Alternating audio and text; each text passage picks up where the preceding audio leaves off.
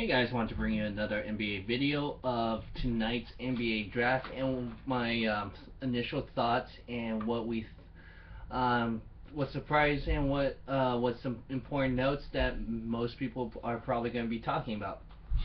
So no surprise, Karl-Anthony Towns was the number one pick.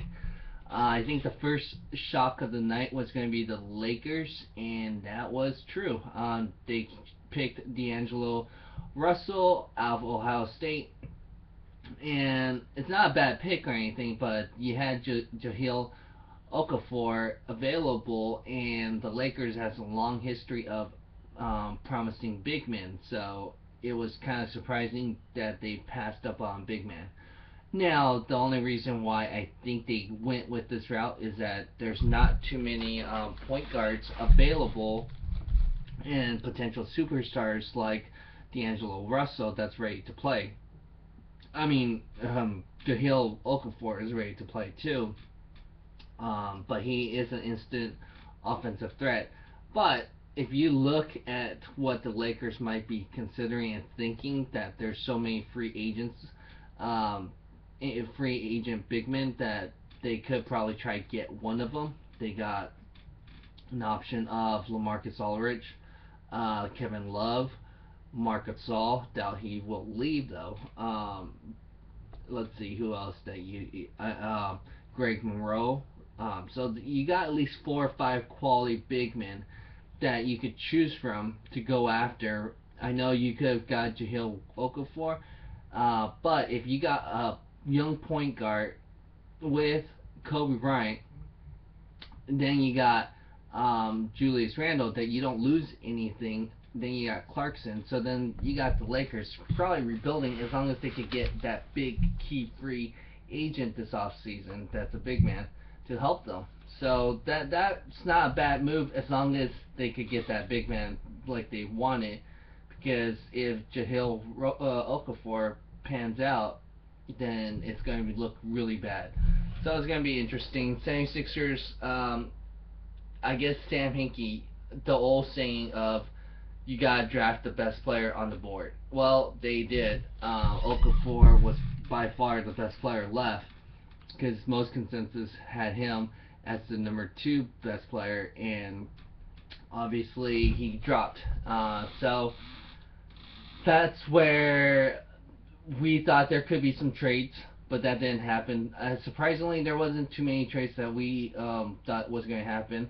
The number 4 pick was a little bit surprised, but Kraspis Porizit, the Lithuanian, yeah, he could be the next Dirk Nowitzki if he pans out to be that. If he's Andre Bargnani or less, he is definitely going to be seen as a bust. You got Mario Hanji as the next one. 2 international players for the first time for a while that's been picked in the top 5, so that's something that was we saw some history there. Willie Stein was surprised that they chose him. That was kind of a reach. Thought they were going to go with Justice Winslow, but they didn't go with that. Actually, surprisingly, he dropped pretty far. Emmanuel Munde, he could have been, they were saying that he could have been top 3, but since he played international, that was another problem. Pistons, I guess he's not bad, but I just thought they were going to go, I mean, with Justice Winslow out there, that he could have been out. But I guess they didn't see the need right there. Frank Kaminsky, obviously Charlotte Hornets need to replace Justin McRoberts because of the loss last year, and obviously McRoberts helped Charlotte to get in the playoffs, so that maybe they're hoping Frank will definitely help them with that. Other notables, I wouldn't say there's Kentucky, big winner, I would say. They did really well. There wasn't too many big blockbuster trades that we thought there could have been. Yeah, that was a little surprising. We thought there was going to be some players changing hands or anything like that, so that didn't happen. So that was probably the fewest trades. I thought there was going to be a lot of surprises and shakes and moves but that didn't happen. There was some surprises that was different from the actual draft. There was no teams that moved up because, well, some of the players dropped to their laps like they wanted. So they got the player they wanted, and New York Knicks fans, they booed their draft pick, obviously, and you never know. He might pan out, he might not. This is the crapshoot of the draft. You don't know until 3 to 5 years later. You gotta give these guys on their rookie contract a chance and see what they make of themselves, because sometimes there could be injuries and they never become their full potential.